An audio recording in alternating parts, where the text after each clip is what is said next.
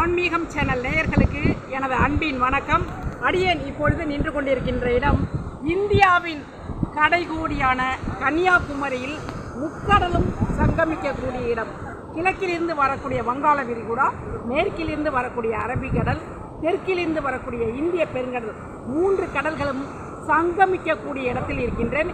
இங்கே இந்த தீர்த்தத்துக்கு பேர் சரஸ்வதி தீர்த்தம் என்று பெயர்.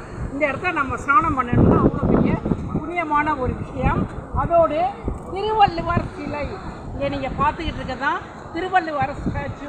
அது கிட்டக்க வந்து you come to take Thiruvalluvar சிலை. இங்கே வந்து திருவள்ளுவர் சிலையை வந்து கிட்டக்க போகிறதுக்கு போட்டிங் இருக்குது. 130 rupees கேட்குறாங்க அங்கே போகிறதுக்கு.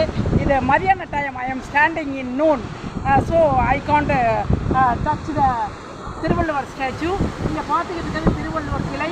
3 கடல்களும் சங்கமிக்கக்கூடிய இடம். Amman temple. This is one of the biggest Amman temple. You see fully.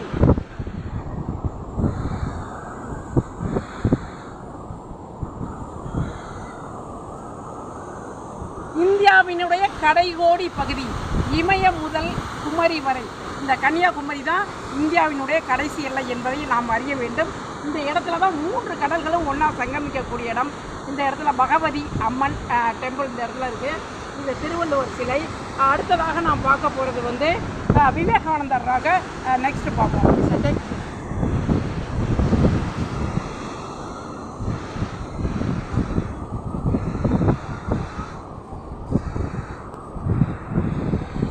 Okay, Kanyakumari வர வேண்டும்.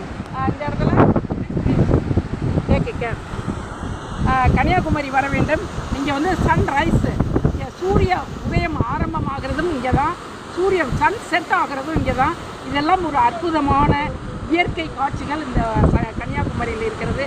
அனைவரும் குமரிக்கு வாருங்கள், அனைத்தையும் தரிசனம் செய்யுங்கள். நன்றி. இதை பார்க்குறவங்க லைக், ஷேர், சப்ஸ்கிரைப் கொடுக்கணும். தேங்க்யூ.